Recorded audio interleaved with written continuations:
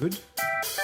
Okay, guys. So welcome to Africa's Talking. These are part of the podcast. So we're very excited. We did one. Actually. We did one podcast. Almost 2018 or something. But then now we want to really focus on this process and tell the stories of our customers. So maybe we can just begin with introductions. Today we have the founders of Canza Finance. On their site, canza.io, they state they are the future of Web 3.0 and African decentralized finance. Yes. So maybe you guys can. Who wants to go first? I think I'll go first. Yeah. My name is Pascal Ntsama. Actually, the last name is Ntsama. I could not pronounce that name growing up. It's the Nt is kind of silent. But I'm originally Cameroonian. Okay. Mom and dad are Cameroonian.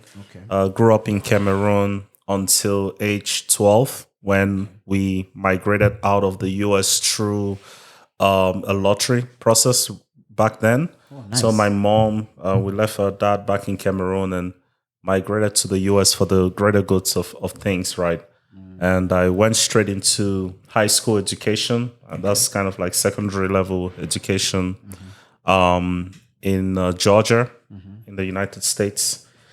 And I went to a pretty interesting school. Actually, I went to school with, I think his name is Amino Al-Farouk. He's an NBA player. Oh, so wow, the school nice. is really popular. My high school, Norcross High School, very popular for like basketball players. Jeremy Lamb came out of our high school as well. Nice. Jody Mix and a few other NBA players. Okay. So I already felt like there was greatness, right, happening around us. Even then, they weren't NBA players, but there were just a lot of prospects.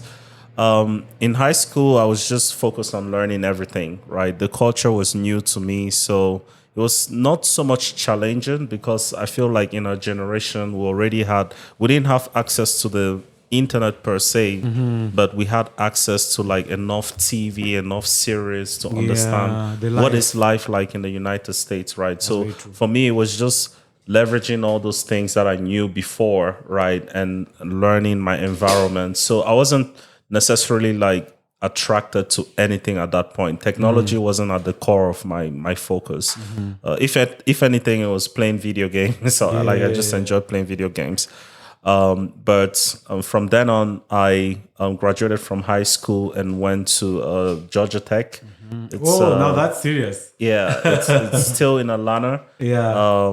And I guess with Georgia Tech, I just applied to most of the top programs in Georgia and got accepted.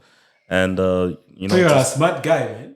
Yeah. I think that was also one of the indications that I was smart, right? Because nice. You know how African families are, they don't want to boost you up a lot. Yeah, okay. They want you to keep working hard. And, when I got into tech, I was like, hold on, I'm actually smart.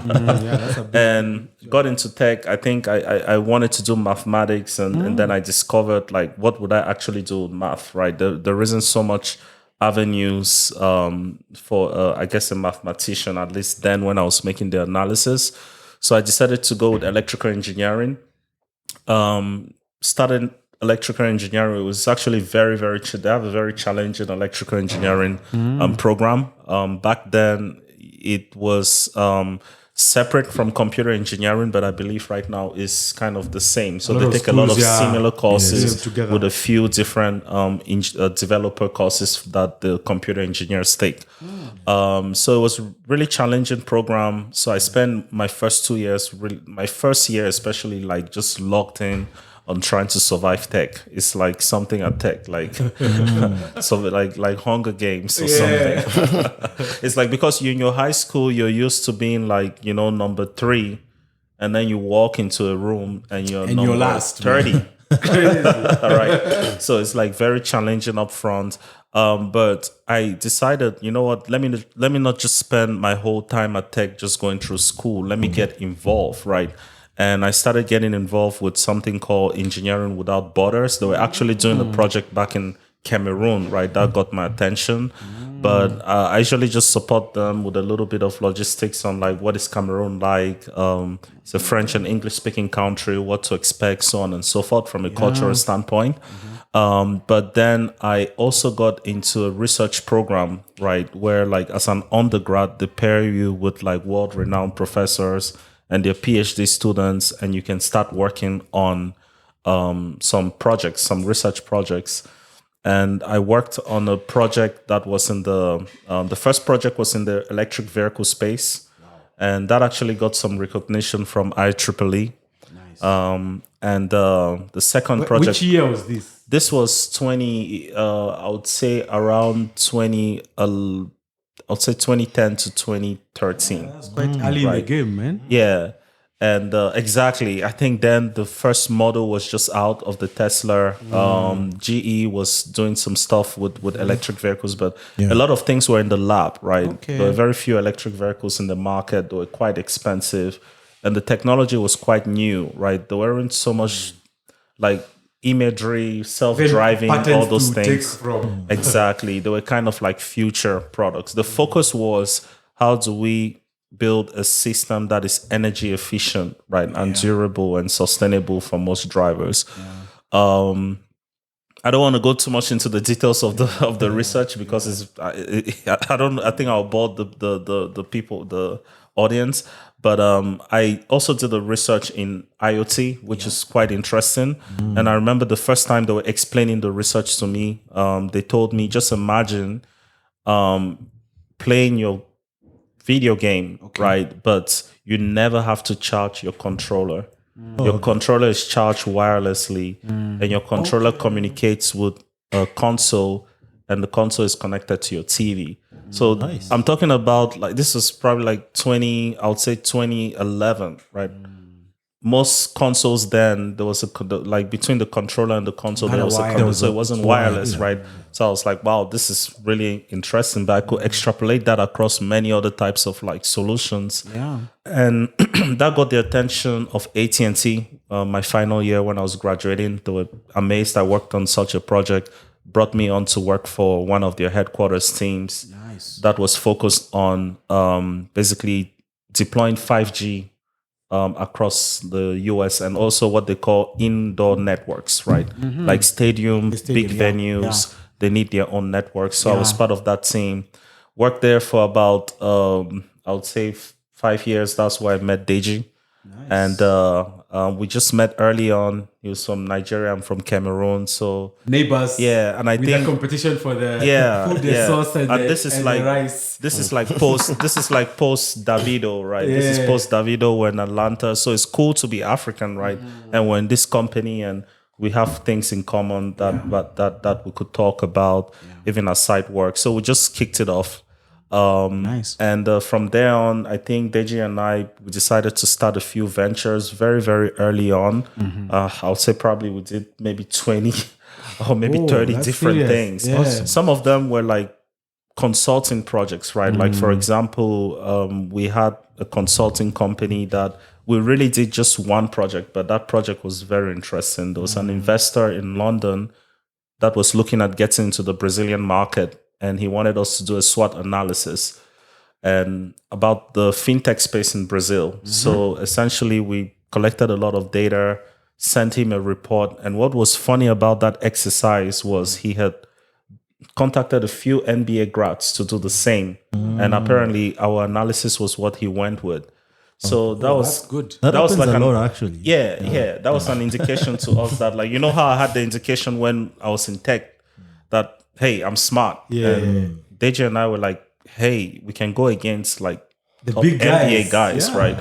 And the customer actually takes what we produce. So I think that was kind of like the early phases of us forming Canza Finance, because like obviously finance is such an important part of society, right? Like if access to finance and quality financial services are not available, it hinders a lot of other aspects of life, right?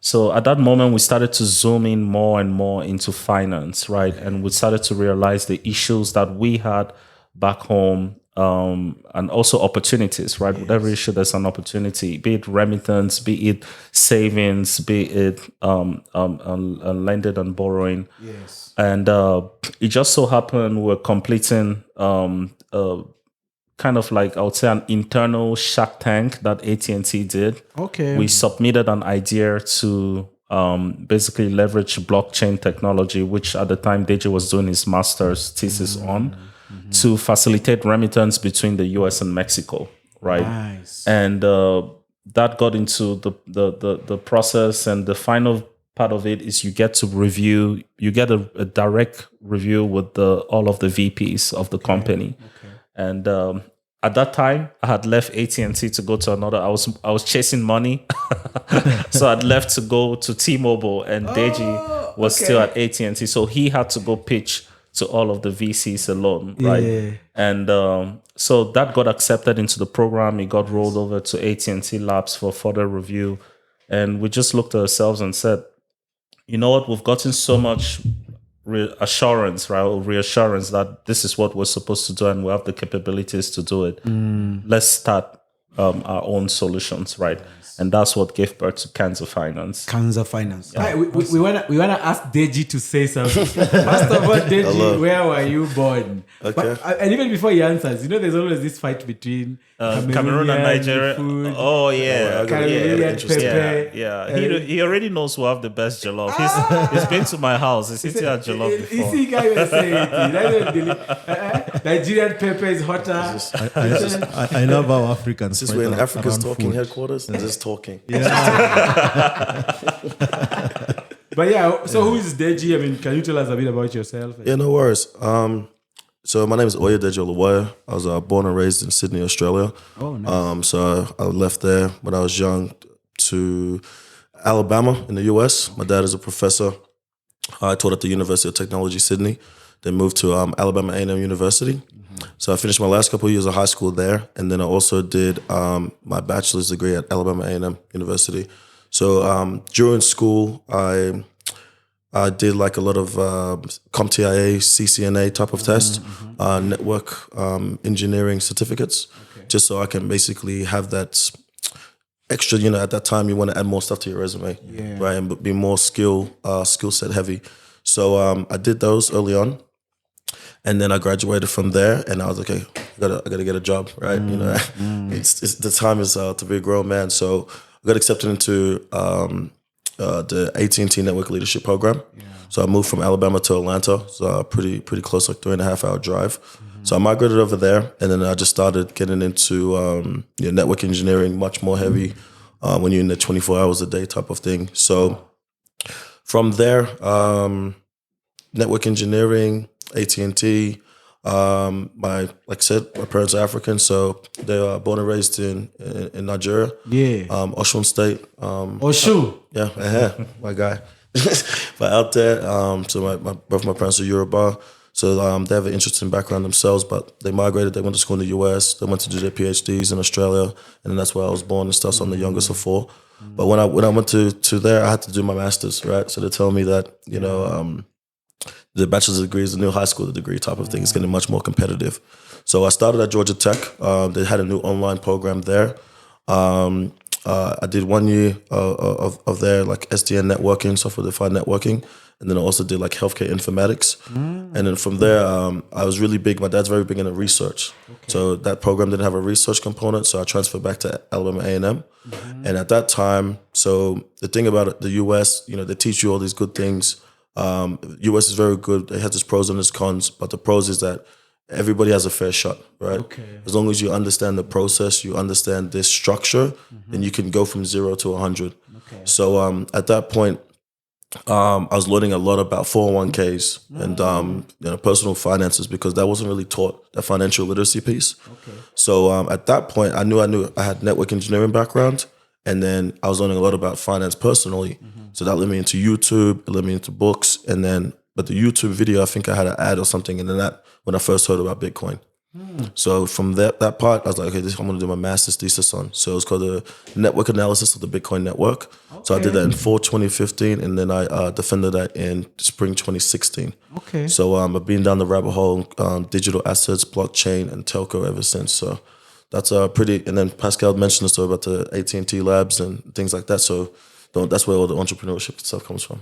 Oh, awesome. Actually, I was those important story he left out, right? Yeah. Like so Deji kind of won me into the crypto space. And it probably took about like 6 months.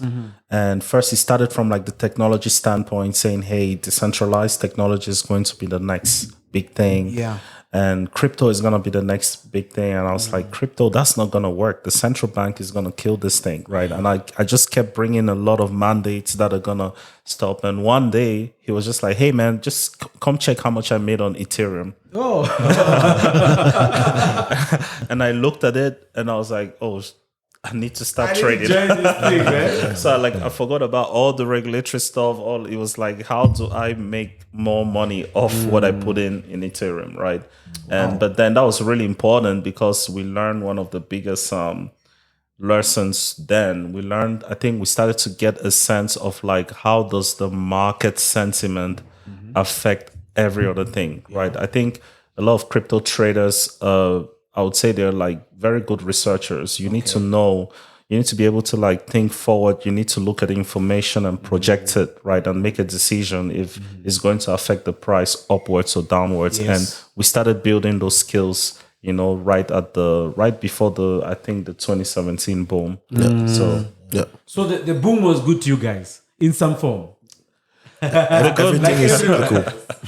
Everything has its cycles. Yeah, I mean, I'll be very, very honest, right? It was really good, right? But then it was really, I think the following year was really bad, right? Which was the same indication with the market. Yeah.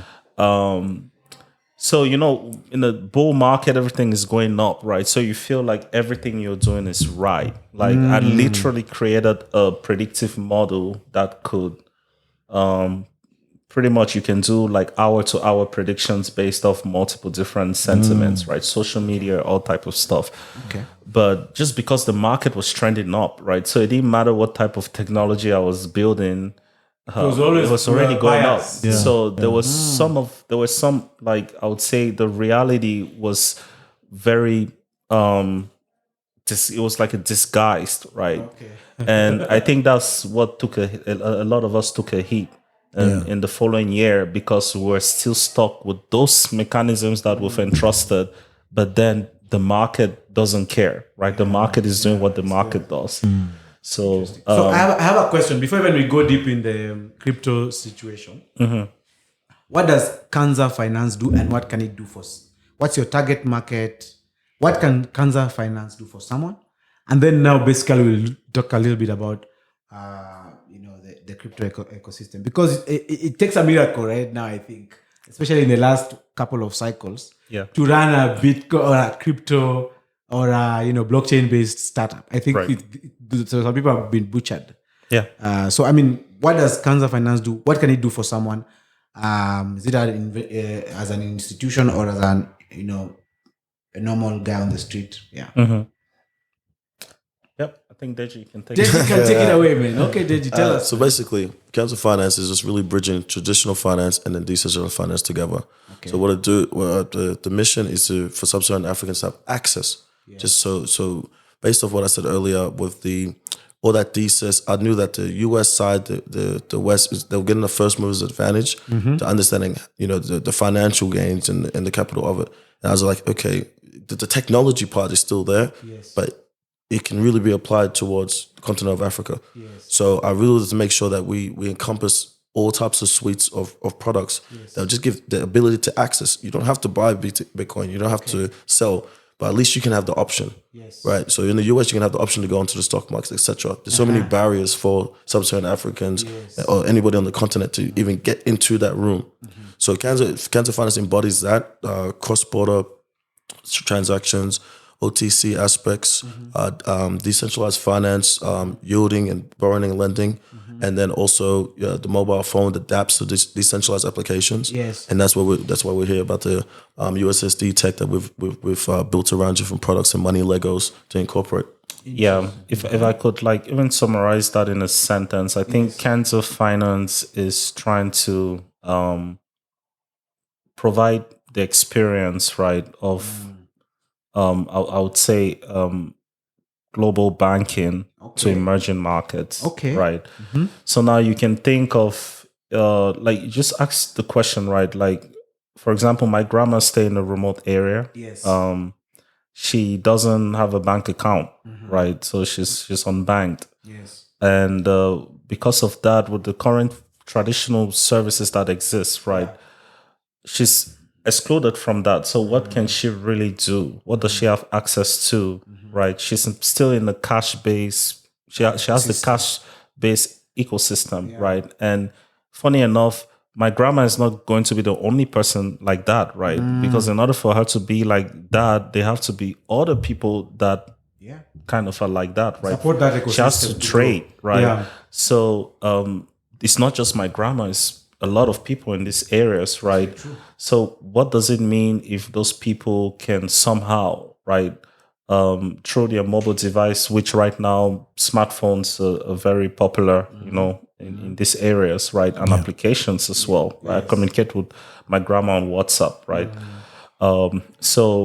What if now those people had avenues, right, where there could be a technology they can swap or they could exchange value, right, for cash to crypto, and then now have access to tools that can enable them to buy Apple stocks, right? Yes. So essentially, you've created this new bridge, right, of upscaling their experience, right, to someone that is maybe in a more developed country, right, that has a platform where they can log in and have access to stocks they can buy with their cash, right, directly from their bank account. So I think that's a lot of what we're trying to do, right? When we start off from the problem space, understanding the problem, understanding the scale of the problem, before we dive into the solution space. But when we do dive into the solution space, right, like Deji mentioned, one of our biggest objectives, right, is to make sure that like we're not left behind, right? As a continent. Exactly. And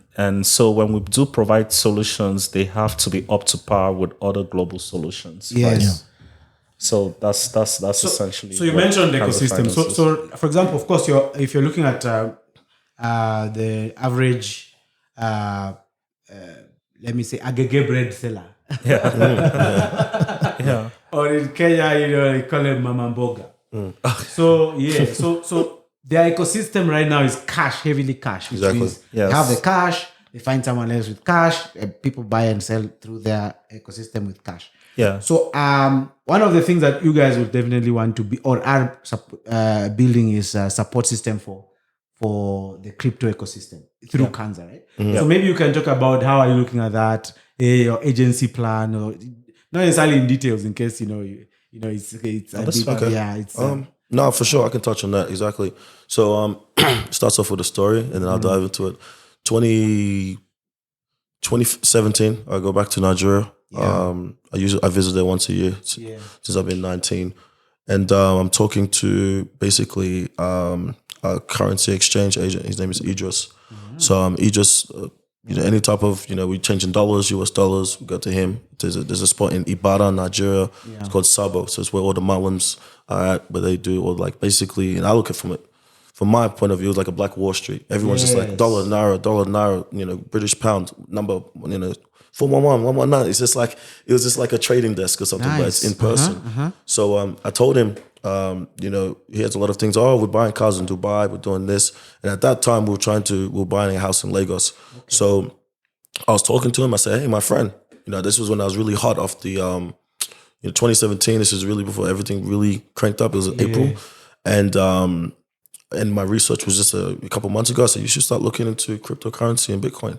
He said, Deji, blah, blah, blah. You know how it is, right? If it doesn't affect you right then, you're not going to see, right? You have to have a certain, a technical acronym or in-depth type of interest. And then literally 6 months later, I get WhatsApp message, Deji, how far? Bitcoin, what's happening? After the, and so we understood that, okay, there's a market demand for this. So just through that WhatsApp, we've just been creating that relationship with the agent decentralized network, right? Because they move cash. They move cash from here to here to Cairo. They have all these moving money to Mecca and things like that. So they have this traditional network of moving. So we use that agent. We built a community with all agents. It just gave us access to so many different people. And then we started building around this peer-to-peer because cryptocurrency, it comes from the basis of the peer-to-peer network. Yes. So we looked at it like, hey, this is the physical version. So now we can build, and like I said, these money Legos and these tools around peer-to-peer markets. Yes. So that's where we started bringing technology on top of like a layer one infrastructure of agent bankers. Yes. Actually, we need to bring context to guys who don't know what happens. But what you're talking about also happens in East Africa, where we have the Hawala. They call it Hawala. Hawala. Yep. Yeah, Hawala. Yeah, so basically, like, there's just cash that people exchange. Maybe in Kenya it's not so big because of regulation, but maybe it should be allowed because it's a way of creating employment. There's so many of these guys.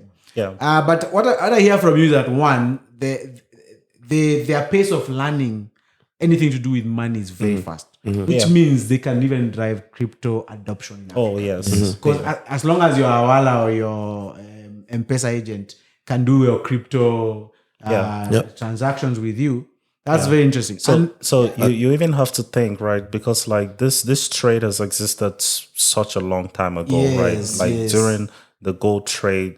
And I think from the butter trade. Exactly. It's really what you're saying is that this is as African as it gets. I think it's probably like the strongest financial system that has been overlooked over time that is going to always survive. Right? That's one thing I learned about the it's just that the assets change. Exactly. Whatever is being exchanged. The asset will change, but the network will keep It's still there. Right? And a lot of people have to understand these FX agents, especially in Nigeria, right? We don't get to interact a lot with them because it's just, hey, Apoki, I need like this amount of dollars, so they do the exchange. Yes. But in the back end, they're very, very sophisticated. Very sharp. Okay. They have to manage balances. They have to facilitate high frequency transactions. They have to build relationships among each other. They have to build relationships with companies. They have to build relationships with banks. So trust. They have evolved so fast, right, over time, right, where like for us, like fintechs, right, trying to do the same thing, it's kind of like a joke, right? Because like they could work with us, right? But they've understood that like their business is not always going to work how it's working now. The asset might change. There might be new laws that might make it hard. So now they're a lot more open to working with startups and new technology. But it's actually quite interesting that we don't know what the Hawala system is worth today. Oh, nobody knows what. So that is an on unbanked sector. Exactly. Yeah. it's unbanked, but it is the bank. Exactly. It is the bank that your grandmother understands. Yeah. They issue loans, by the way. Like the FX agency, they issue loans to businesses, right? So that's what I was going to touch on is that at Canza, we do a very big emphasis on localization infrastructure. Okay. So that's one thing that me and Pascal were to do. We didn't want to come from, we went to school in the US and et cetera, and bring like a square into a circle. We want to build around the local part. So what you mentioned is that if your natural behavior is to go to one of these currency agents, let's build tools around that. So you don't have to change your natural behavior, so you can still do your everyday business. right. Wow. So I had a question, Pascal, and these are a bit to from your background. Like you were born in Africa, but you went to US. You were never born in Africa, but you came back to Africa. There are a couple of actually Black Americans and Africans in the US who actually are planning to come back either to invest or to innovate or even to settle back. Right. But they don't know how to do that at all. So how would you like help them like figure that out such that, because Africa is like the next big economy per se, and that's catching up, and tech is leading the way. I'll dive in. I'll dive in first. I'm gonna say funny, Marco, but it's a mindset thing. I think if you really want to move back, you're gonna move back. It's just like if I really want to get coffee right now, I go grab some coffee. So it's something. It's just like a choice. If you're really gonna jump over that hurdle, definitely it's to me it was way more reward here. I think that's one of the reasons why we left the corporate American system, is because that we knew that the opportunity even to move up is just all this extra, and I could come to Africa. You really build. It's more innovative for entrepreneurs. The possibilities are much more from our point of view. But I think, it's going to be challenging. Like, I'll be honest with you, like, I've been enjoying Kenya. There's power everywhere I go. Yeah. Nice. But when I moved back to Nigeria, there's a lot of things, right? My identification number, getting a SIM card. Yeah. And when you're coming from a westernized type of scenario, it took me maybe the first months, but after that, I just deleted it because I knew that if I really want to build products for these people, You I have to be of these people, right? So like me waiting in line, me sitting down on the bench for 6-7 hours, I needed to understand of like the frustrations of what everyday people go through, and then build that resilience because then I can relate that towards the products. Yeah. But I think the opportunity is here, so it's really you want to take the challenges. Yes, you're going to see hurdles of just of understanding Okadas, motorbikes, anything like that, but. It's life. To me, I look at life as about experiences. Yes. So I like to enjoy and experience everything. So Yeah, for sure. it's just taking the leap. It's worthwhile. So I think in my opinion, it's important for them to understand that like Africa is home, right? Like for me, first time in Nigeria, I was kind of hesitant, right? I was scared. Everybody was like, "Oh, be worried about security, be worried about this, be worried about that." But to be honest with you, I felt at home. I felt like I was back in the States. I felt like I was, even when I'm in Kenya here, I feel like I'm at home. Yes. When I was in Togo, I felt like I'm at home, right? So first it starts off with, because you're going to have to create a comfort right there. And you may call it home, right? So it's important for you to understand that there are people ready to receive you. Yes. And the communities that will be so happy to see you, right? And that is like the first thing, right? If you're able to have a mindset that I'm going home, then you're gonna do what you need to do to make it home, right? Yeah. So that's the way I look at it, and I think it's actually, believe it or not, the music industry is helping us a lot with that. Very true. Like I said, when I met Deji in the height of like Davido's second album release. The club scene in Atlanta had changed. Wow. Okay. Like, because back then it was a lot more of like Caribbean music was more at like the forefront, right? And then now African music became kind of at the forefront. Yes. And so now a lot of DJs playing African music, a lot of events, right? That were now bringing Africans Artists, together, right? And then that also formed over time to like concerts where it was like African and Caribbean artists. And then now it's formed to like Burna Boy, right? Coming here and going to the US, having major concerts, and you see people from all around the world. So like the music part has helped us a lot, right? Or entertainment, right? Has helped us get into that space of like feeling together, right? So it's now so easy. We have so many friends, right? Common African American friends that whenever we're going somewhere, they're like, "Hey, I'm coming," right? And they've experienced the music. They've also probably experienced the food, right? So the restaurant Even industry, the dressing. Exactly. Like So- last time Davido went there with like African designers, African print, and he was interviewed about it. Yeah. Imagine the perspective and the platform that actually adds. So Exactly. So we all have I feel like we all have I think there's a responsibility for us and there's a responsibility for them. Our responsibility is to make sure that we let them know this is home, right? You come get the experience that you're looking for. Yeah.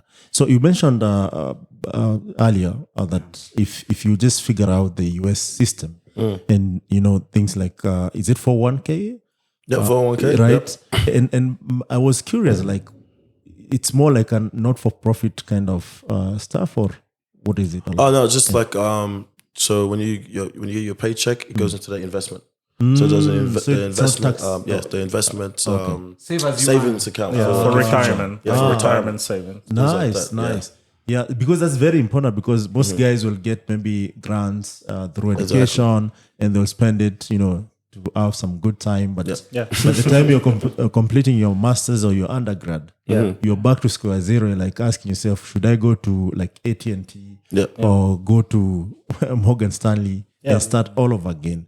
So I think that's very, very important. Yeah, that's what the financial literacy piece. I think we're seeing that much more now, coming to multiple different media channels. It's like understanding your finances and what are your options. Yeah. And you guys actually, when you mentioned you worked at AT&T Labs. There are a lot of innovations that have come there that have changed the way we communicate, the way we do stuff. You guys, you wanna talk about that for someone who has never even dreamed of going there? Right? That's great that you brought that up, because obviously when you're in the mix there, It doesn't. you're not thinking about that when other people are thinking. But no, the R&D, like I said, I was Asia capacity manager for like 6 to 7 years.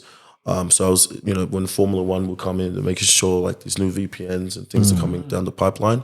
Obviously the 5G, the concepts of that, I think the 5G is really going to spearhead everything that we're seeing in Web3, and the concept of Web3 and moving away from a Web2. But from the data connectivity, the fiber optic links, it's really transcending. I think it comes down to us as these entrepreneurs, like how do we use this technology to build, and create new. But AT&T is like, it's a network telecom, but it's like, it is transcending. There's a lot of research stuff. So are you saying that the reason why they have been able to innovate good stuff that are actually scale across the world is investment into R&D, right? I can say that. Say that. And as well, just I think even from our startup, it's just the talent that you bring across the board. Yeah, you give me constant talent, constant youth, and constant ideas. It's all about the ideation. I think that's what we're seeing even when we talk to venture capitalists and venture studios is the ideas are different. Not this carbon copy and paste. Like who is truly innovative. Right. And when you bring in and attract that talent, you're always now going to have these different type of success. And also like being a network operator, right? This is on a global scale. Like just think of what company gets access to my information the most every day. It's a network operator, right? Because every other thing is going to be built on that. So there are certain things they know about you. They know where do you frequent, right? They know what restaurants do you go to. They know when do you go to sleep? When are the times when you're active, right? They know who you talk to. They know your network. They actually know your network way better than you, right? Yeah. So I think so. First, they have access to information that can give them accurate information about the customers, right? And I think that's been one of their biggest advantage as opposed to another business that you're doing something innovative, but you don't necessarily have access ready-made, historical, large amount of historical data, right, you can use on your customer base. So I think that's what helps them with the research standpoint, because like when they create all these theses and they talk about all these innovative things, they can bounce it against the trends that they've seen and they can say, yes, this is going to take off because this has, almost same experience as some other product in the past, right? And this is the trajectory he had, right? So I think one of the biggest things at AT&T was the data, right? The data is going to tell you the story. And they're a very data-driven organization. And I would say actually working at AT&T, at Georgia Tech, I was modeled to survive. Okay. Right. So I learned about, funny enough, one of the biggest skill sets I learned at Georgia Tech was communications. Okay. Because you come in the first day, you think you just left high school, you were number 3. You take the first test, you're number 50. So you're going to talk to somebody, right? Like what's happening around You're going to start talking to somebody, and guess what? You're going to learn rapidly. Yeah. I don't just want to talk to him twice. I want to keep talking to him. So he has to be my friend. Yeah. And then it's transactional. So like, what am I giving him? What is he giving me? Right? So maybe it's like, we play soccer, and then like we talk about like homework and stuff. So I think that's one of the undercover biggest value, right? That is a tech. But at AT&T, I think what I learned at AT&T is how to be able to make I would say insightful decision making. Right, that's something that happens at AT&T quite good that I experience. It all starts off from like, what is the data saying? Right, what is the trend saying? Right, we're not fixing issues that don't exist. We're fixing issues that exist, right? And then we're solving them with solutions, right, that we've seen have proven to resolve the issue, right? So it's very hard to get out. Like, even though we're in a creative space, it's very hard for you to just exist there. So you have to be in a creative space, and then you have to snap back into a business space, because whatever proposal you're given, we need to see the input and output of it. Sure. And it's going to go back to the same data, right? So if the output turns out not to be what you had predicted, it's going to reflect in the data, right? Customers' usage or their reaction towards it is going to show that. Yeah. And does government invest a lot in AT&T labs? I do not know that. I do not know that, but I won't be surprised if they do, right? But just like every other, I worked also at 7-Eleven labs, and they're actually quite advanced as well. I know everybody thinks of 7-Eleven like just a gas station where you go buy, but they're I think they're building some quite interesting things there, from like the store of the future. You walk into a store and the store basically knows you and stuff like that. So I think a lot of Fortune 500 major companies like, they now understand we need to be technology. When it comes to technology, right, we need to be in the future. Yes. Right. Yes. But when it comes to like the retail aspects, we need to solve the problems that exist today. Obviously, those problems are going to form, and our hopes are whatever we're building in the future is going to be ready to just like push down and as soon as the problems evolve. Nice. And funny enough, Yeah. I think that's also part of the reason why we're structured the way we are at Canza Finance. I think our experience at AT&T, right, because they were always forward thinking, very, I would say, like research heavy. And that just got us to myself with a research background, himself with a research background, both working for a company that consumes a lot of like research material. We just carried that on into our companies. As we have active products we're working on, and then we have like really cool products that we're actually working on the background that they may not be an immediate market for, but certainly there's a problem that can resolve. That's very good that you mentioned that, because my next question was around the products, because I can see a couple of products here. There's Jara Network, Jollof.fi. I don't know if I'm saying it right, but there's Cancer DApps, there's Cancer CTM, there's Cancer IPFS. Please dive in. As much as some of them are not ready or live, I would love to hear about them. I think, and just to create the right bridge, I really want to, for the entrepreneurs and the developers that are building, it's like data is the new oil, right? So when you Actually, it's the current oil. exactly. Yes. So 10 years ago, it was the new oil. yeah, that's true. Right I now, like it's the that. current Actually, I like that a oil. lot. Yeah. Right. Recently, Nigeria's GDPs, the revenue from tech has overtaken the revenue from oil. Absolutely. That's it. Perfect. Yeah. So I think that's how I would like developers and entrepreneurs should really think, because where's the people? Population's here. Yeah. Right. And I think if you really start making data-driven decisions, then you're really going to be in a good position. But with the multiple different, like it's R&D and innovation under the product suite. The Jollof is decentralized finance with fixed yield interest rate, and then synthetic African FX swap.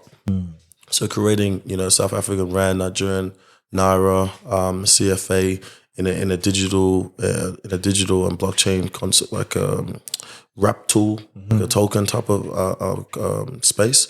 So that's something really creative, and we've got some interesting concepts there. The IPFS is interplanetary file system. So that is like Filecoin, and that's really our bridge into Web3.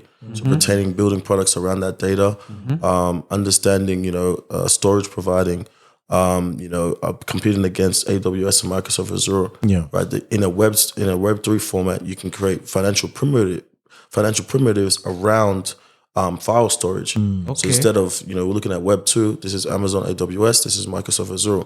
You're paying maybe $0.99 per terabyte to host. Yeah. In a Web3 format, in a peer-to-peer, you're still storing your same type of scenario, but you're storing your data in these different nodes. It could be 0.003 cents in that type of range. Yeah. So understanding that, and maybe now, you got the you got the Nollywood industry, you got all this video and content being hosted.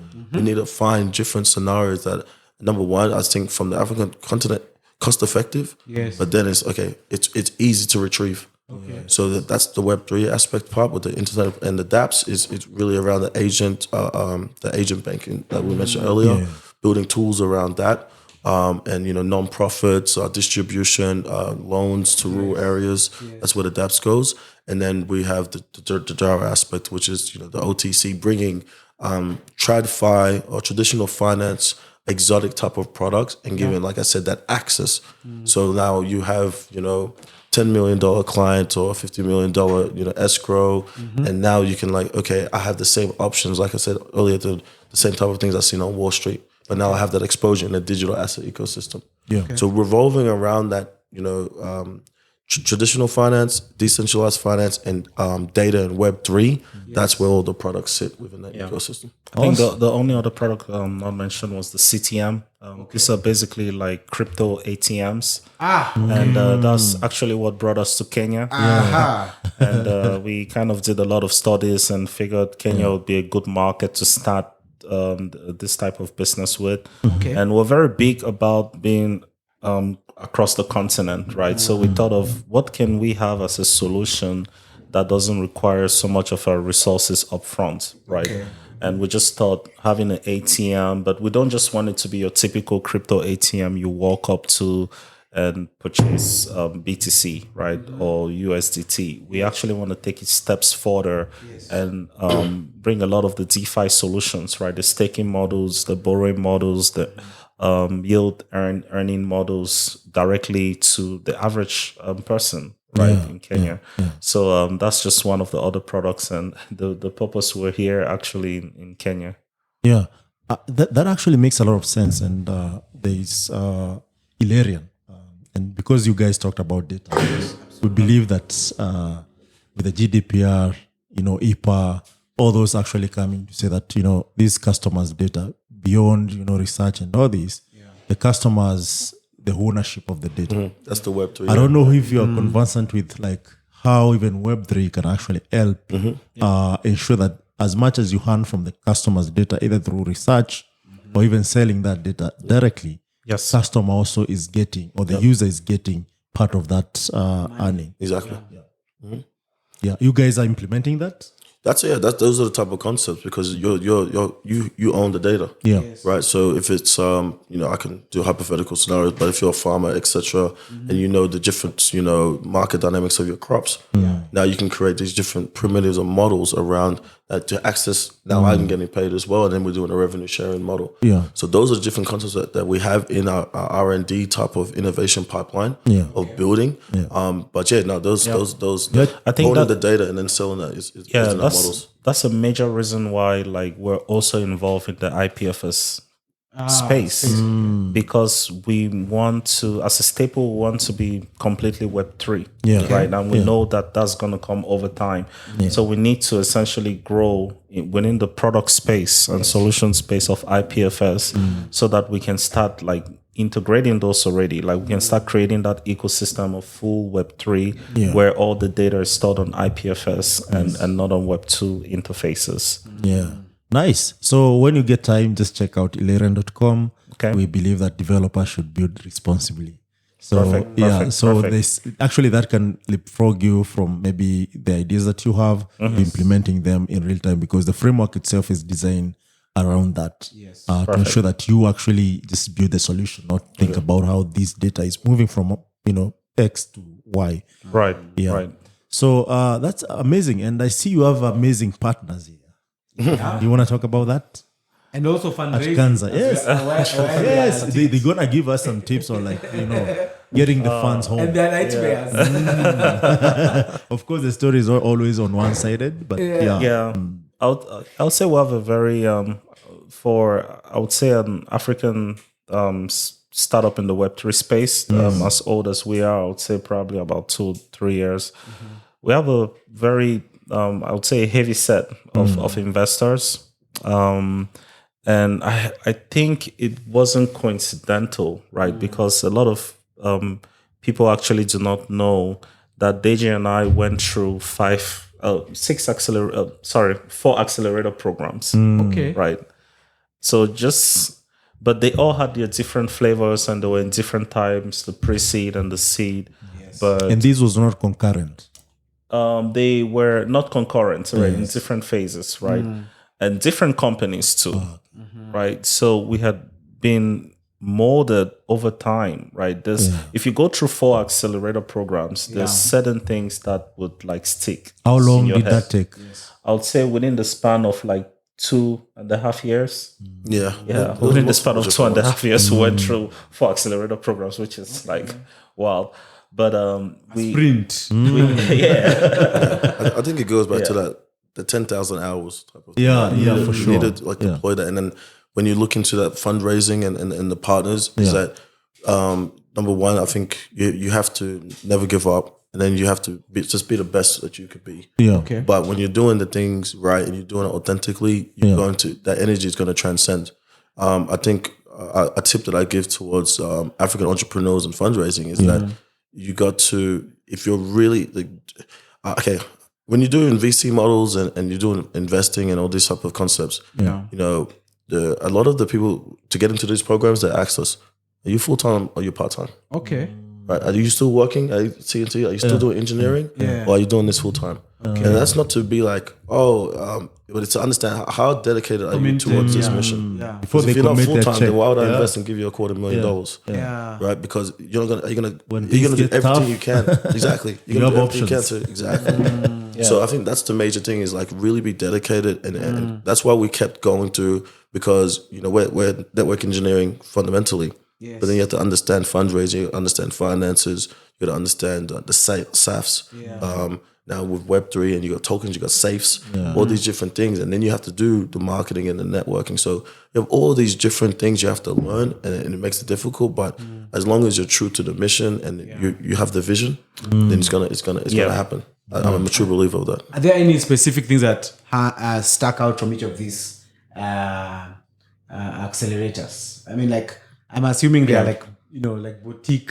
You know, like you go, if you're going to a restaurant, you go to Java for the coffee. Yeah. You go to McDonald's for the Yeah. I think How do you look at this? How would you place all those 4 experiences? I don't want to do a cheesy plug-in or anything. But the thing is, the thing is that when it comes towards the African localization of infrastructure, like I said, that's how we found Africa's talking. Right? Okay. So one of our MVP and betas was just built onto the USSD APIs, right? Nice. So you have USSD, you have SMS, and you have all these different things connected to the sandbox. Yes. Connecting to the sandbox can give you basically how you vision of how you want to do that product. Yes. So now at least you have something visually. It has code. It shows you your technical acronym. It shows you can build. Okay. And then it's very simple, right? The documentation is there. You have the Slacks. You have so do those programs. The major thing is to have traction. Okay. Have a product, make traction. So you want to collect traction in Africa, USSD, just click 1, click 2, click 2. Now I can get your name, I can get your number, I can do X, Y, Z. So I think having traction, having a product, those are the major things. But you really, and then obviously there's all these other technical things, but those are I say those are the basics. Product and traction. And let's just say like, even if you do not have the traction or you do not have the product, right? This is part of what I learned going through those accelerator programs is the storytelling. Right. Good have A lot of startups you need to struggle there. Yeah, you need to, but this is the thing, right? Especially when it comes to like the African narrative, right? Okay. We actually have an advantage from the story standpoint because your audience, right, is learning.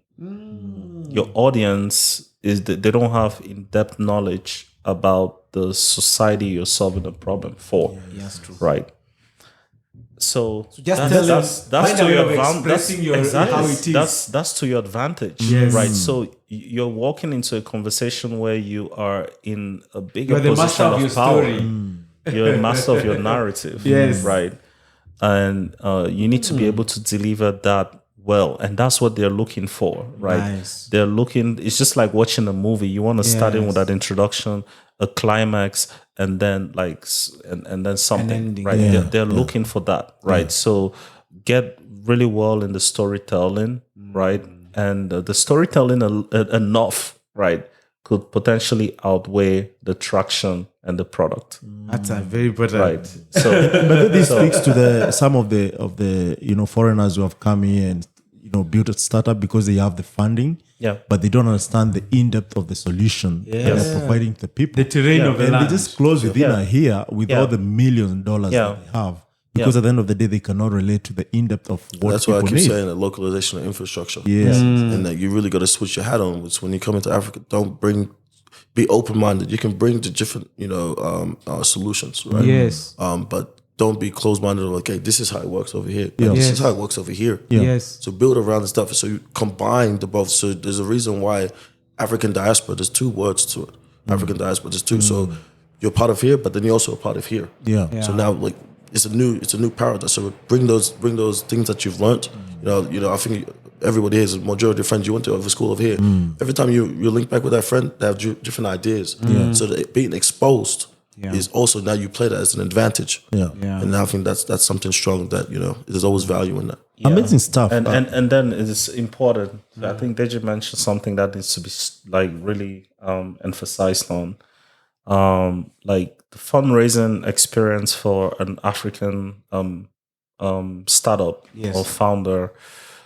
Today is a lot more better than before. Yeah. Right. Yeah. I think even in our own experience, it was still good, right, Okay. compared to a lot of the other companies. Because I think with the Flutter ecosystem Waves has of grown. the world, Yeah. all these major companies, there's now an attention and there's actually a transition, right, of investments a lot more towards the continent, which is really good. Right? Yes.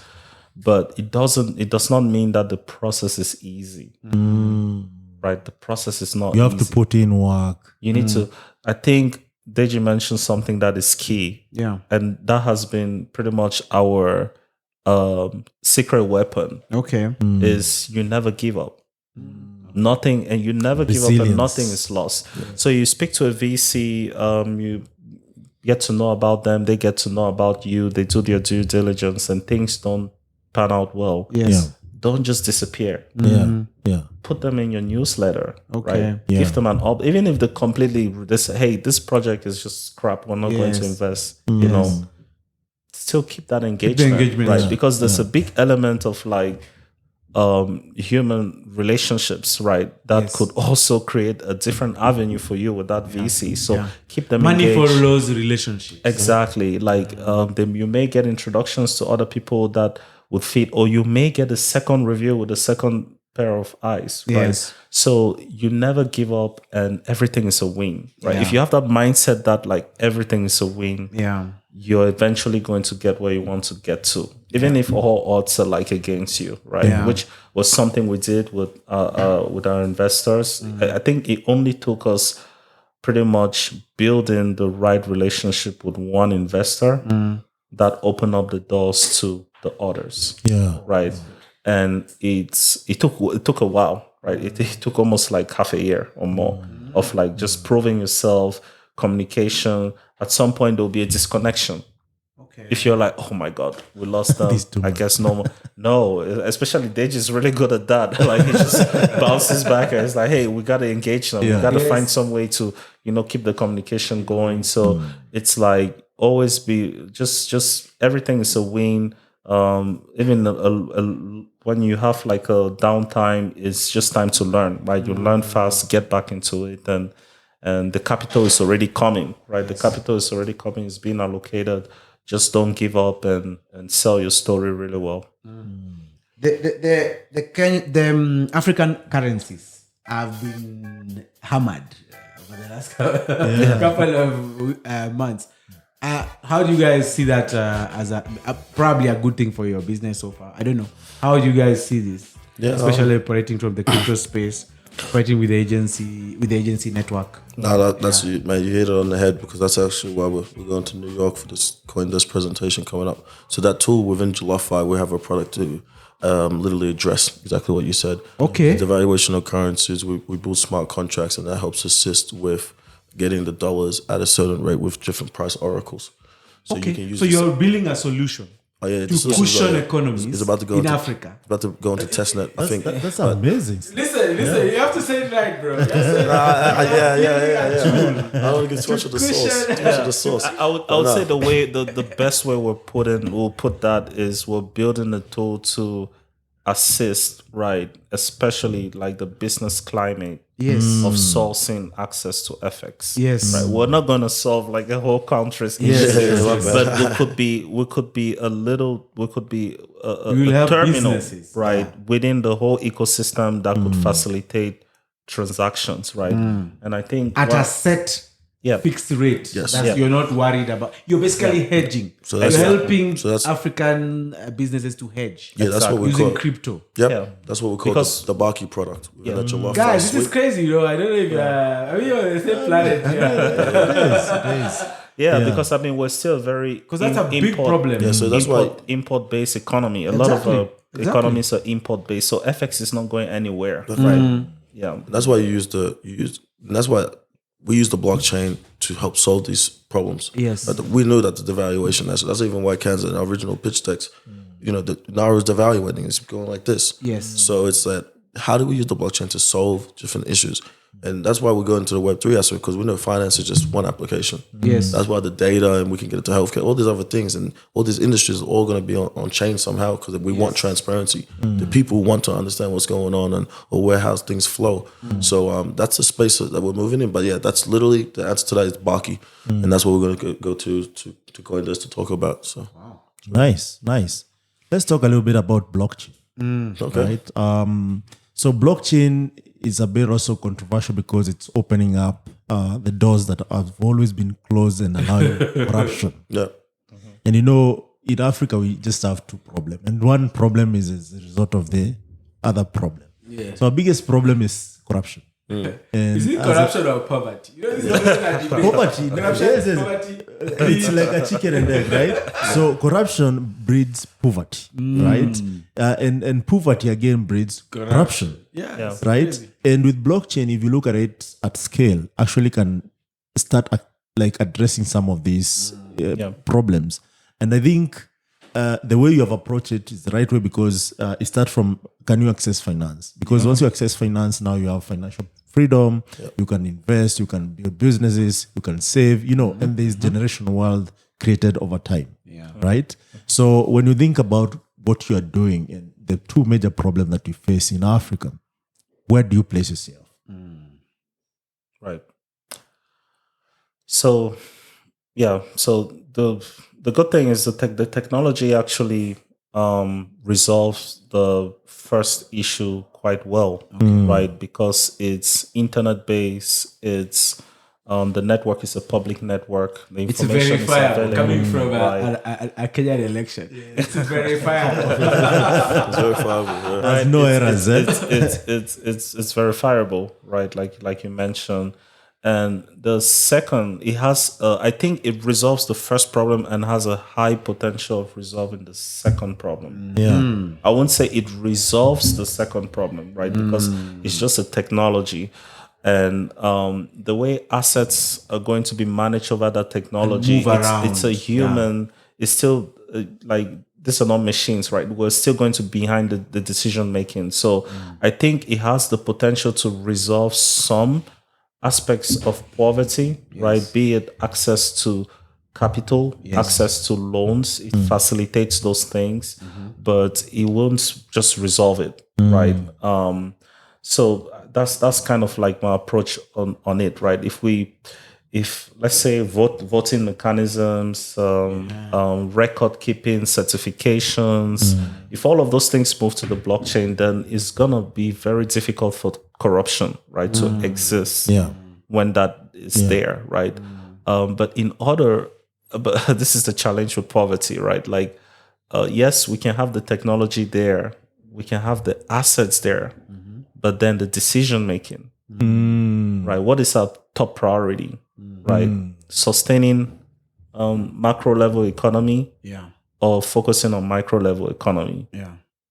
I think in traditional, from my observation, traditional, I would say economy, the priority is macro economy, right? So access to foreign exchange, access to investments, all of those would first happen at the macro layer because they understand it's going to trigger down to micro, Yes. right? That same type of, we've not really seen what the Web3 Can do. we've not really seen full what is going to be the potential. priority because we're attacking the problems from multiple angles. Like with ourselves, we're focused on business, but we'll also want to focus on my grammar, right? Yeah. That is so. But we've not really. It's not formed, right? And unfortunately, there might be a potential that it might form to be the same like traditional, Okay. where the If we priorities think might of be it the same way. the priorities might be a lot more macro, right? Let's focus on macro trends and hope that it triggers, right? But you guys are Bottom hoping, up thing. yeah, Bottom up and that's what I was saying. So you guys are hoping this is very peer-to-peer driven.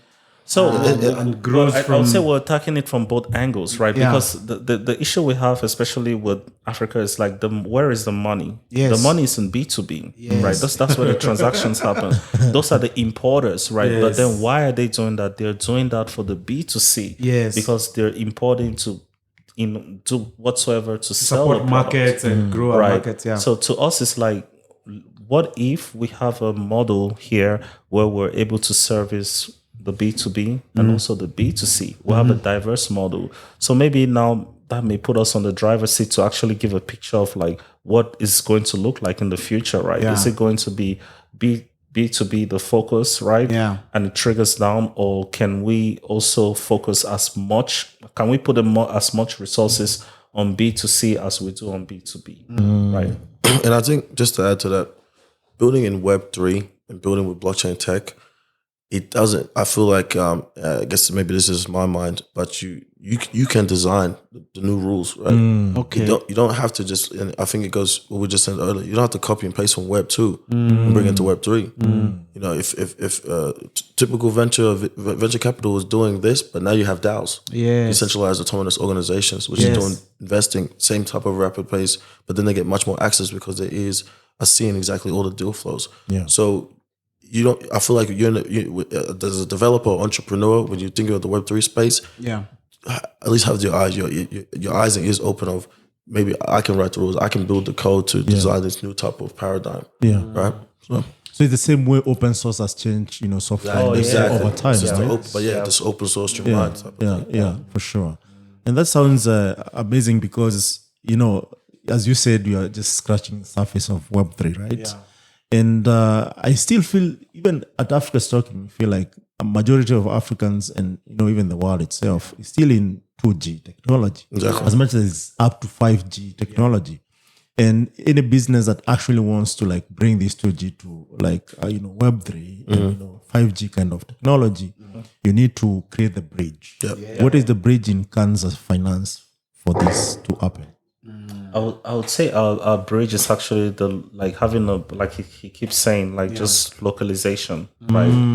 We don't really want to we don't believe in transformation. We don't want to change your behaviors. Right? That's it's like it's almost like you like a meal and we're just maybe changing the plate. Yeah. Or maybe we're just changing just little things about the delivery, right? Yeah. But I believe that has been our bridge, right? Like our bridge to the B2B space, for example, is the FX agents, right? So I would say that's been it for us. And just to add to that, right? If I'm, and this is what I enjoyed about this trip. So in 2015, the only information pertaining to mobile money was M-Pesa. Yeah. Okay, so I did massive research on that. So when I got here now, I'm like, okay, I see this because everyone talks about it. Yes. If you want to talk about the success of blockchain and Bitcoin to scale rapidly, they always go back to M-Pesa. Yes. Right? Yeah. So now being here, if I were to do anything in East Africa, localization, Africa's talking is the infrastructure here. Yeah. I can't just come with you with his blockchain and Solidity Ethereum. Start building with this. You guys, this is the infrastructure here. We have to build on Africa's talking APIs to really get access to the people that's using that. Yeah. So, I'll talk still on the products from Canza. Something very interesting that. So in Kenya, for instance, in the last couple of years, I think the total asset under management by SACCOs is over 400 billion shillings, $4 billion. And that's we can call it peer to peer, but it's like many peers putting money together with one. Ideally, a SACCO could actually be a decentralized autonomous organization. Yeah.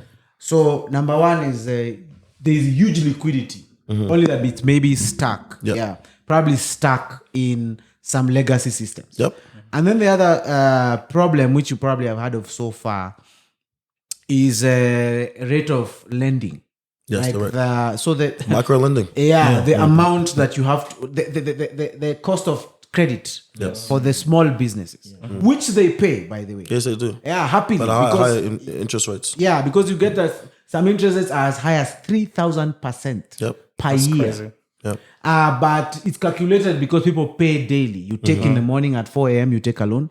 At 6 p.m., you pay with interest happily because you've made the money. I mean, this is bottom of the pyramid transactions. That's, So my question actually is, looking at the products you have, what product has taken the best, so much traction for you now? And also just with a context of this is the lay of the land, how things could be if you just adopted some of these legacy systems to use decentralized finance. It will even make money move faster, because if I have money and I don't know what to do with it, I can put it out for a loan, and someone across Africa. It could even facilitate the realization of moving of capital across Africa. Because I don't care who takes my money. If I just put it on the blockchain, you take it, just get it back to me at an agreed rate at a certain time. I mean, I don't know if I'm communicating you're saying the impact of that. I'd say so. What? Say this. So I think I mentioned earlier, within our dApps ecosystem, and we use Africa's token for that. We have the USSD code. We created 5,000 wallets within like a month or so, all through the USSD platform. Serious? And so that goes back to your bridge of we're using the APIs to connect them to create wallets, and that was wallets within DeFi and blockchain.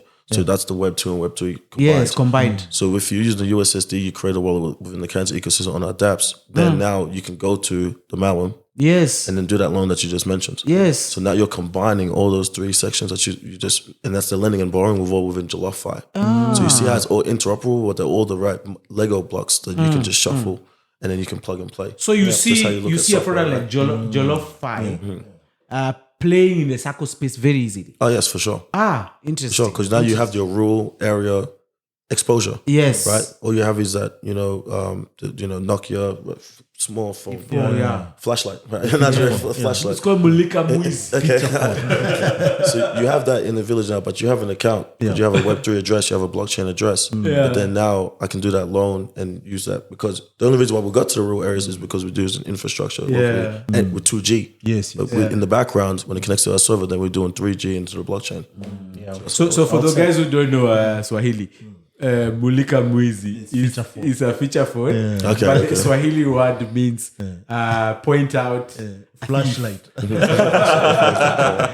like imagine you're in a house and somebody creeps in and you can hear somebody walking in your house. You probably reach out for your flashlight and point, where's that guy? So that action is Mulika Mwizi, but the tool, which is usually just the feature phone, they all got that general name. That's funny.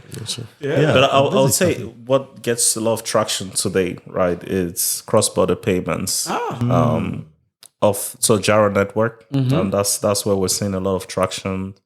And we did about, I think right now, 16 million in about 4 months. Oh, that's serious. And a lot of that's a tip of. I don't even know if it's a tip of the iceberg. One sand on this t-shirt.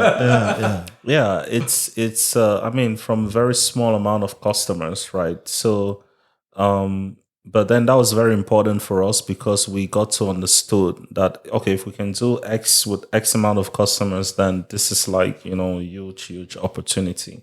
Right. And it so happened that traction is a result of the devaluation Okay. and the difficulties which a lot of businesses are having to get their imported goods, right, to pay for their imported goods. So I mean, how is the rationale there? Like, what facilitates all the people? yeah. So what a value proposition there is why source for the US dollar at the premium, 40% Okay. premium in secondary, tertiary markets. Okay. While we can offer you stable cryptocurrency to do the same. So Okay. essentially, if your issue was just holding an asset that is a lot more less volatile, then instead of the US dollar, you could just buy stable cryptocurrency, right? But then these are businesses, their issues don't end there, right?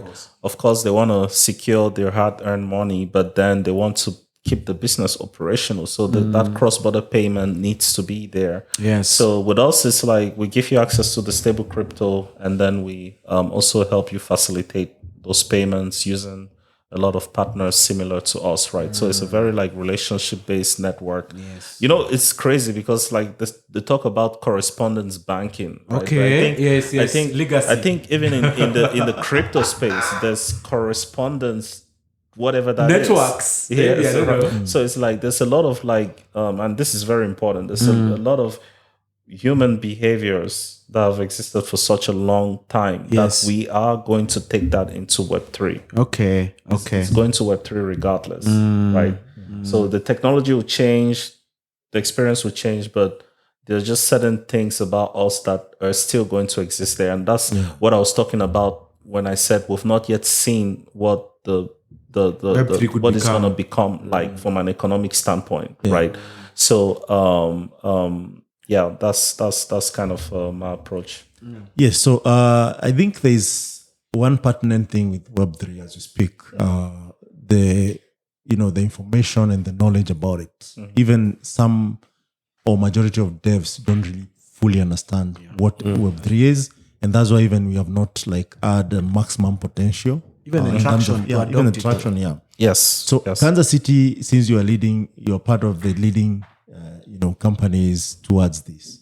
Any initiative to ensure that at least there is knowledge or knowledge sharing? The education and outreach is a very core fundamental. Yeah. We started very early on in 2017 with like an outreach grant from Zcash Foundation. Okay. So I was talking about financial and then privacy aspects of the cryptocurrency to African American students. Okay. But through that, we've Pascal have always, but that those exercises through outreach, which led us into let's build products because we understand when you get past the surface layer of the prices this, the prices that, the technology is what mattered. So now we have multiple different MOUs with universities. Nice. From the US side as well as within Nigeria as well, trying to expand. But we do, we've got a couple of grants with some of our partners to do outreach, and we do a lot of workshops and things like that. So Let's talk about that part because also at Africa's Talking is something we've been thinking about for a very long time. Just take us through how you think about partnering with universities and accessing grants to train, because definitely one of the strategies that you may find very, very powerful is partnering with even more universities across the continent. One of the things I learned specifically from Cairo, there's the American University in Cairo. I've been past there. The fastest way to introduce your culture to a society is to partner with a university. Yes. Because when I went to Cairo, I can bet Cairo is the most Americanized city in Africa. Sure. But if you look at the reasons, it's probably one of the influences of the American university in Cairo. So bringing in a new concept, new idea, going with the universities. A lot of people overlook this. People don't want to give internships. People don't want to work through universities. But the fact that you've mentioned that is very, very powerful. That's where you have the people who will adopt this technology, the Gen Zs, will developers, everything in that ecosystem. Just take us to how you think about that. And do you have to split your company so that or have a subsidiary that applies for the grants? Well, just talk about that a bit. No, for sure. I think I mentioned earlier, like I come from like really research type of family. Background, yes. So like always being involved in the school has always been like a priority of mine. So the school as well, it gives you access to users.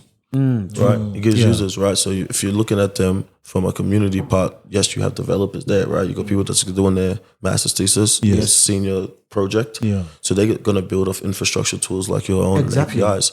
So that's really way. But I think the Web3 core, the peer-to-peer, is community building. Yeah. So being in the community, that's how you scale out, because you need other people's input. I think within the open source space, you see that everything is free out there. Now you can build on top of that. Yes. So I think going within the developers, building that, being social, creating Telegram groups or WhatsApp groups, etc., everything is community driven based. Yes. So yes, the students in school give you a perfect base for that, and then you have young, innovative people, because it's not my parents that are going to be coding on Web3. It's true, right? It's this Gen Z, young guys, TikToker guys, and all these new players, because they're forming these new paradigms. Even they're the ones who accept that concept. Exactly. The fastest. Exactly. I think that's where we're, and obviously, like I said, we do the workshops, and then I think the concept of when you do things in the social impact space, yes, you do it with the right mindset, the business part's going to come, because through social impact, there's always going to be these side things. You talk to somebody that it's like creating introduce you. demand. Exactly. Not you like saying this is business. And in terms of like the resource towards that, right? Yes, because obviously just the business already requires a lot. Yes, right? yes. And I think I can, safely say at Canza Finance, we made sure everyone is a leader, right? Like, it doesn't matter what role you have, you're in a position of leadership. And there's certain responsibilities that come with that, right? Education is one of them. So pretty much I would say almost like, I would say a good chunk of the company, right? That just has this, hey, there's an event going on there, go and be part of it. Oh, there's this opportunity to go educate this group of people about cryptocurrency, go be part of it. And so we've just built that culture where it doesn't feel like, we feel like it's part of a role, right? But it's not per se like on your role description. I would say it's kind of like our responsibility, honestly. We feel like it's a responsibility that comes with what we're doing, to go out there and educate, allocate time to ensure that we're educating folks, we're building the right relationships with universities, and we always keep them engaged. Internships as well. We've had some internships in Nigeria. We've had internships also from what's the school in London, Oxford, right? Quite interestingly. Oh, that's interesting. So like we are always plugged in, right, to the universities, and it's quite interesting. Like, I would say the university students today are a lot sophisticated. They know what you're talking about, right? I was talking in a university in Nigeria, and I was talking about crypto, and I think the students probably didn't want to indicate that they're trading crypto, so they were all acting like they don't know. But they were coming right after the conference, they were asking me some really sophisticated questions, and I was like, how did you know about that? And they're like, oh, I built like 3 dApps. Wow, nice. So it's like the students are such a great resource, right? So like you can I would even say, before you go out there to the general public, go to the students and see what your impact there could be. Like the Twitter, the Discord, that's where they you have to bridge that gap, right? This is what they're using, so create those communication channels. So that's how I see it. Be where they are. Yeah, exactly. So I like the idea you've really built up with the community. One of the challenges the community has is raising. Which is why I was very excited when you're talking about writing grants and being. One of the challenges community leaders have is raising money. So is it that Getting maybe resources. getting resources? Is it that maybe and also it's not always obvious that you'll get a grant. That's another trick. But of course, coming from education background, research, you probably have honed their skills. But is there also something to do with aligning with a brand? Because of course, if Canza Finance asks for a grant to do something, or a partnership, a social impact partnership, it's easy to find there's some maybe easy, maybe not, to find support. How do you see that space, especially? I think how do we make community sustainable? Basically, that's a very important question. Okay, the community sustainable aspect, when it comes towards feeling that applications and things. I think that comes from just like the American aspect of it's very document. Like I feel like if anyone doing visas or passports and things, you see how very like stressful, straining it is, right? It's very so. But those type of applications are in academia space. Like all this research comes from academia space. That's why when you develop it on GitHub now, you see those are even like the DAO applications and all these other things. So I think number one, it's a numbers game as well. But like I said about the 2017, our first project in blockchain space was my head of computer science. I said, I want to go and bring a workshop here because when I defended my thesis, it was just for people that had no idea what's going on. Okay. So it's like each one of these grants have an outreach or education or resource. So how do we frame this? Institution. Okay. And then our company. And then that's how we got some right. So with that institution, that's going to give you a little bit more to what you said is that brand aspect. Even though I had nothing, like it was just me. That was the first stepping stone. You just got to keep building. It's always hard. It's like when people say it's a make your first million or whatever. It's always hard to do the first step. Right. But once after that, you just keep building upon that. But like I said, you have education institution exposure. You have your own value that you can bring. Then you can apply. You apply. No, I think that just has something that is like again another secret weapon. Like applications. There was this time when I think the Ghanaian government had put up like they were willing to like fund any fintech that could facilitate remittance into Ghana. Serious? About $100,000. Yes. Wow. And I heard so it's just like. I mean, I gave up on that one, which was funny, but like it was my early experience into learning never give up, right? I sent an email, like customized emails to about like 70 something Chamber of Commerces. Okay. The Ghanaian Chamber of Commerces around the world, and none of them responded. And I was just like, oh my God, this is like, it's not materializing into anything. I wasted my energy, right? But then I met Deji and he's quite different. When it comes to things like that.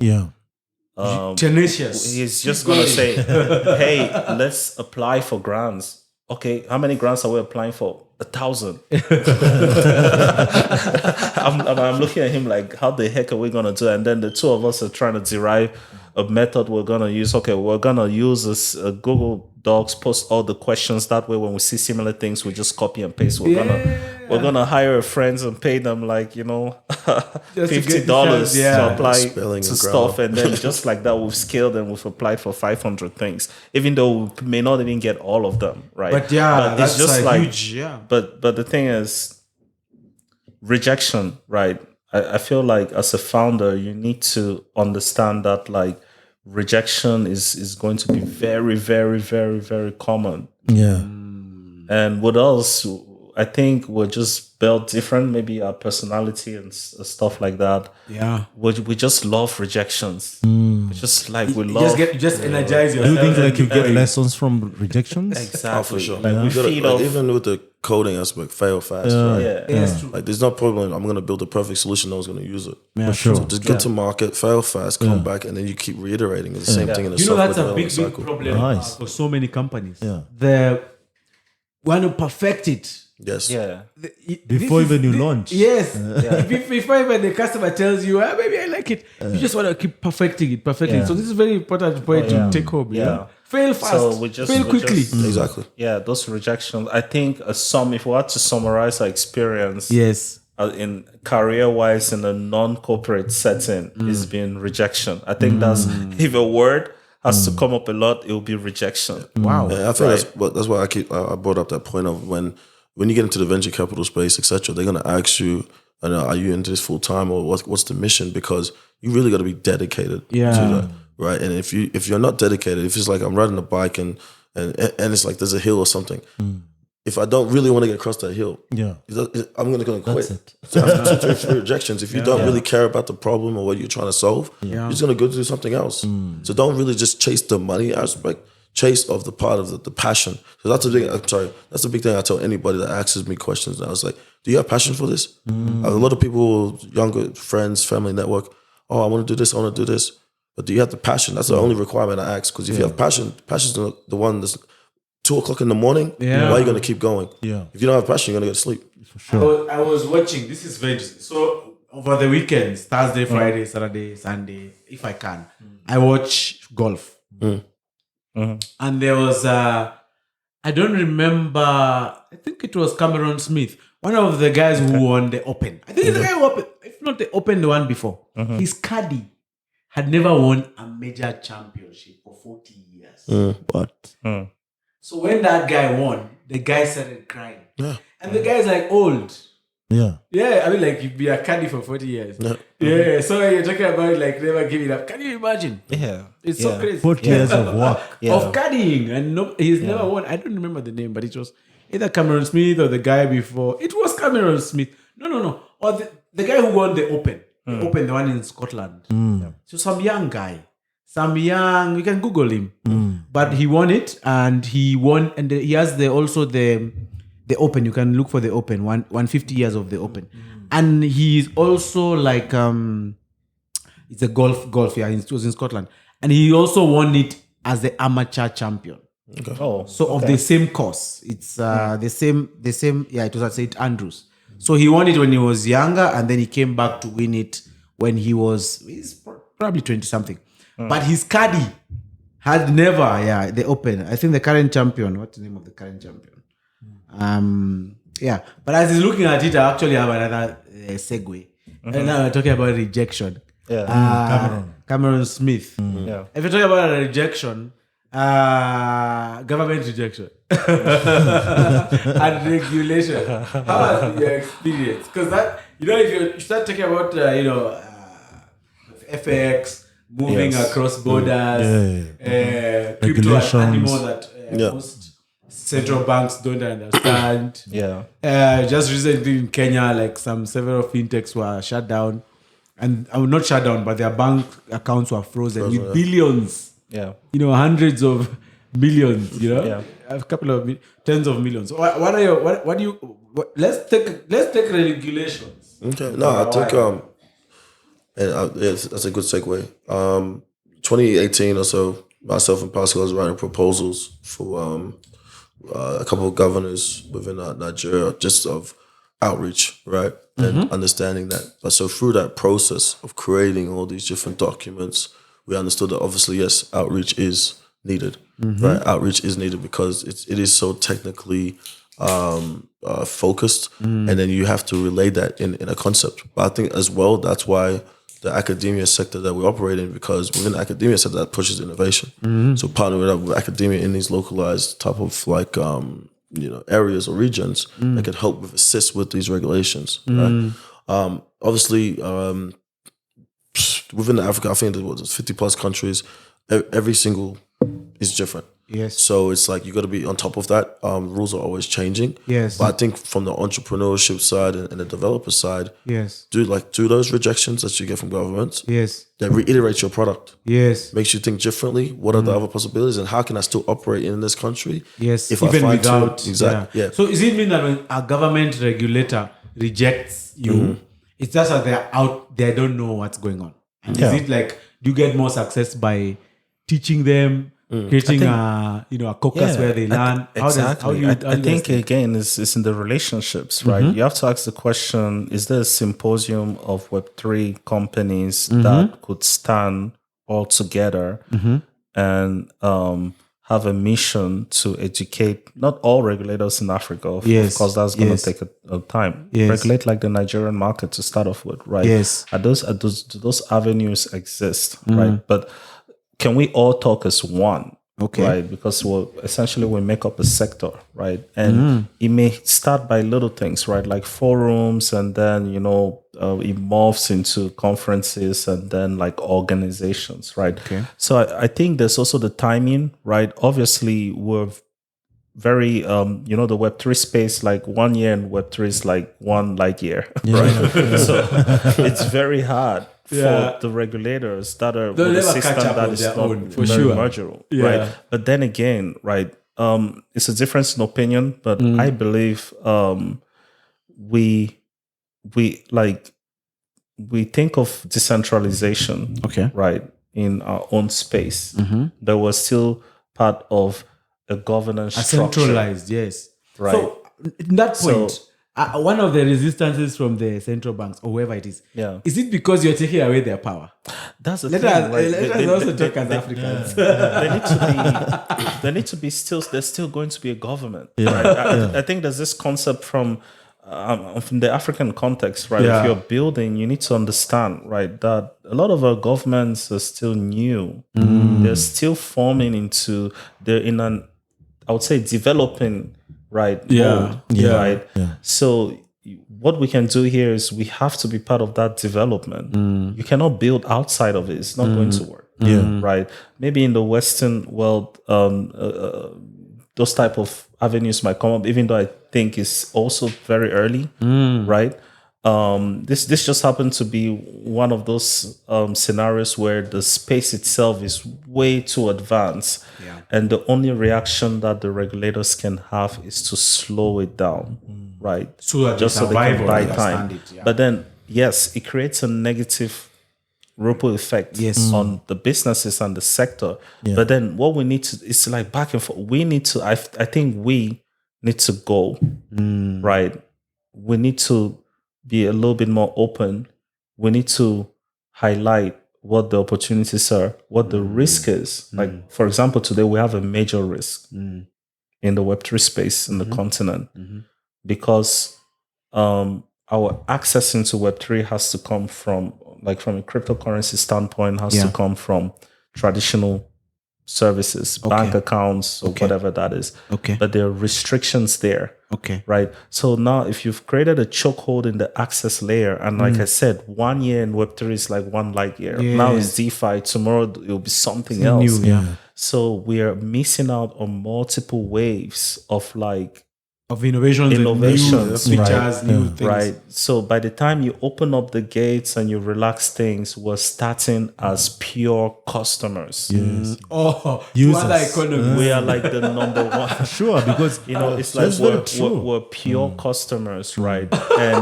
And even yourself, you're going to have to only regulate us at the retail level. You're not going to get the chance to regulate somebody else who owns that space. Exactly. Right.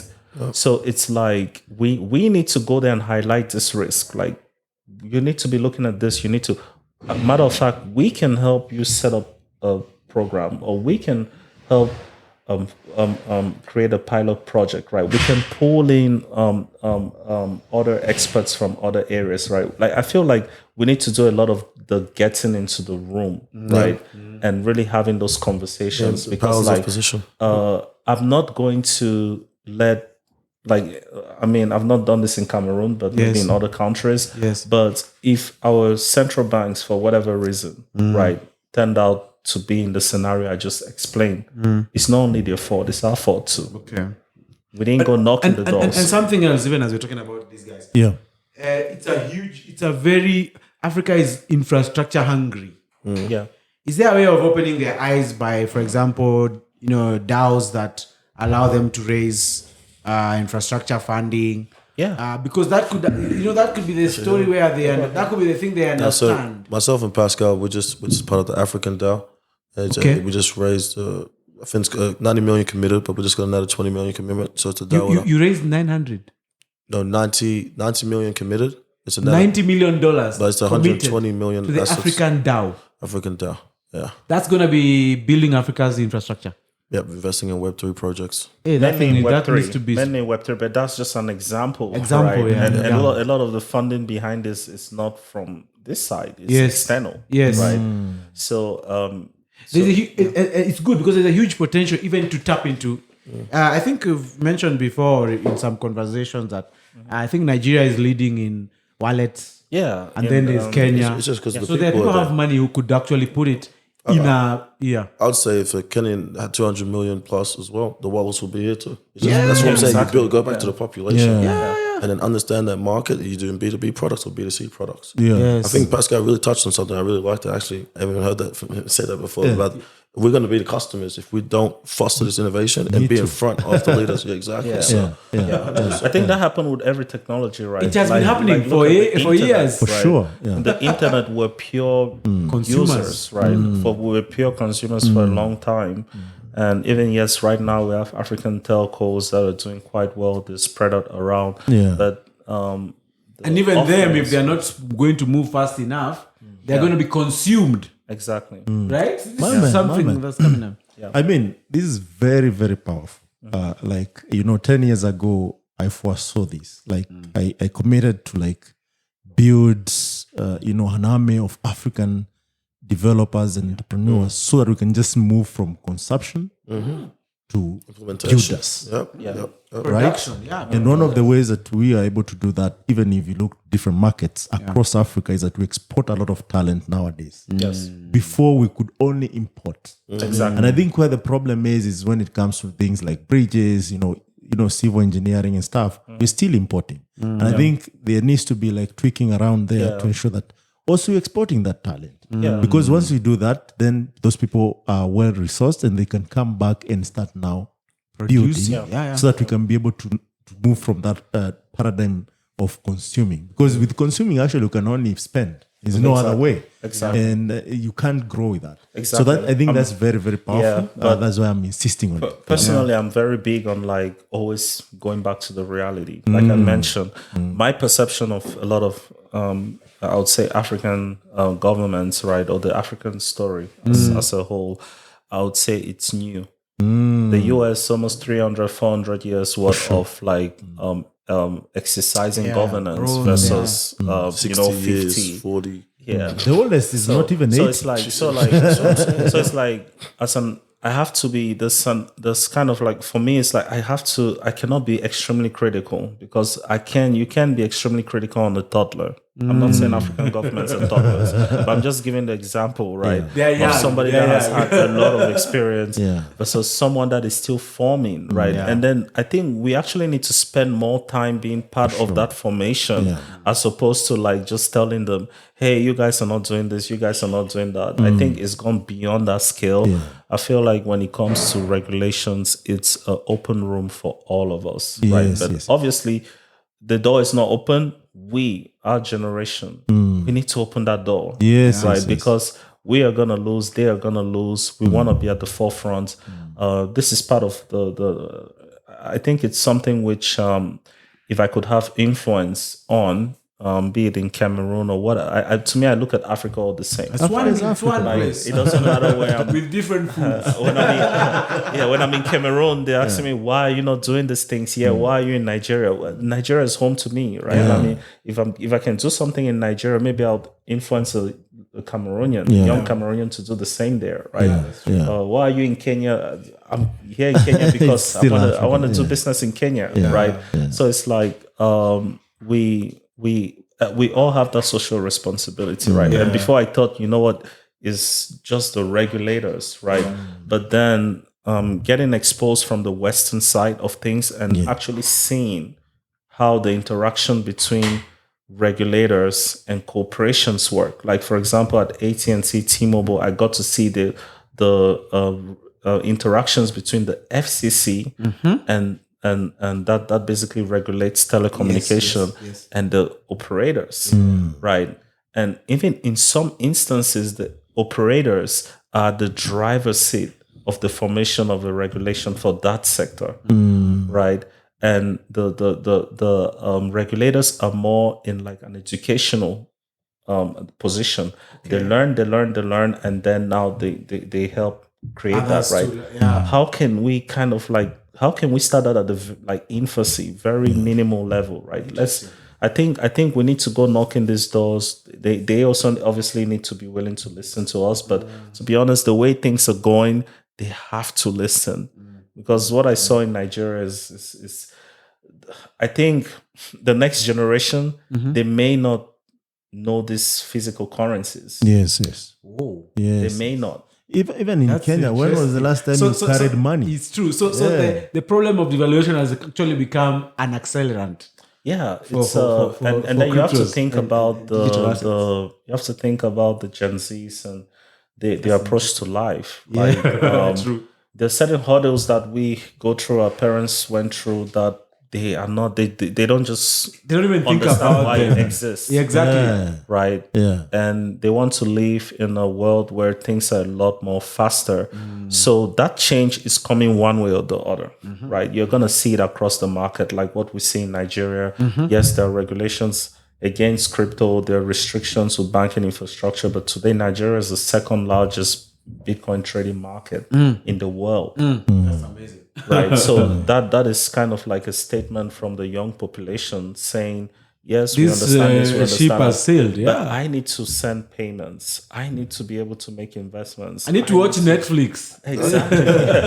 Yeah. So it's like it's going to come one way or the other. And I think as us founders today, we need to start building that relationship of having stake also in the regulations that are essentially going to impact our sector. Okay, finally, how important is brand when you're building a startup? Branding is so complex, right? And I think I think Engineers don't I think think about branding. engineers would- yeah. A lot of startups in Africa, they don't think about brand. Because they're engineering based. If you Yeah. think about how engineers think, is Yeah. product first, does it work? Can people man, use it? Deji, Then- No, branding is very important. I think if you don't have it naturally, then that's when you get a team, right? If you get an external team, But I think just knowing knowing your skill sets and who you are. I think I tell people when I look at myself in the mirror, I know exactly who I am. Just being honest. I'm good at certain things. I'm not good at certain things. Yeah. If you're really good at talk about communication, that's the natural branding, Yeah. right? Yes. I think, like you said, you just met Pascal. Yes. And now that's branding. That's still another form of branding. I'm like, okay, let's connect. And then we create a value. And with this podcast. So it's just that if you're really tech heavy, tech acronym, lean on your network to help assist with that. But it is very important. Yeah. I think everything is so we're in that data, like we mentioned, it's all metadata. Yeah. So I think very, very early on, I have a very close friend, Devontae. We talked about if we can't be the media, if we can't get these placements, then we make our own. Look at you have Medium. Yes. If I have an announcement, I go on Medium Yes. and I'll push it out. Now you have Instagram, so it's like you have all these different channels and your own news stories, your own video content. You can do it yourself. Yes. And if you can't do it, then I know there's someone maybe everyone in this room has a videographer or somebody. There's another student that will do it the same thing, and because they need to get the experience. But very important. I think self-branding, communication channels. But I think that's something natural, but it's very, very important. And I think Part of owning your uh, story. Exactly the narrative. The narrative. I think as founders, even at a level, right? I've got to learn. Sometimes you have to get out of the building phase and you have to get into the marketing phase, right? Yes. Whether you want it or not, you have to, because there isn't always a market just waiting out there, right? You're gonna have to communicate. There's some type of communication. You need to try. You need to explore, right? And I believe, yes, for a lot of startups, the resources are not there. But at least one of the things which you have I would say in your favor is the ability to try multiple things. Yes. Right. I think that's one of the things you have in your favor. So, and I just believe everybody can do. Marketing is one of those things where I think as a founder, you should have the fundamentals. And I would actually talk about the experience we had with one of our accelerator programs. Okay. So the first day it kicks off, we meet all the founders, we introduce ourselves to each other, we walk into the room and they're like, okay, we're going to let you for 3 minutes pitch your company and to each other. So we wake up and everybody just like pitch their company and we sit down and they're like, okay, so now there's cars waiting for you guys outside. We're going to take you guys to the mall across the street and you're going to pitch to the people at the mall. Oh, that's interesting. Yeah.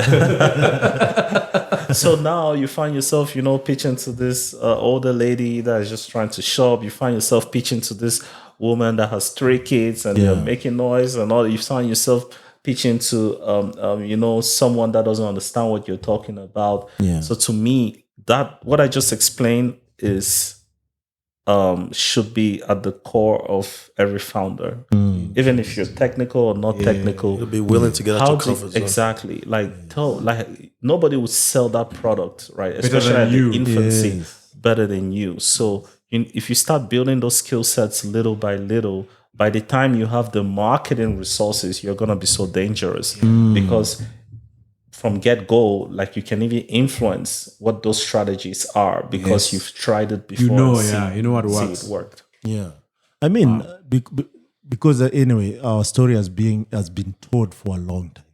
We don't get a chance to tell our own story, and sometimes I see people speak about important things for like 1 minute or 2 minutes. Oh, yes. In important platforms, whereas other players are taking like an hour to explain themselves in detail. Yes.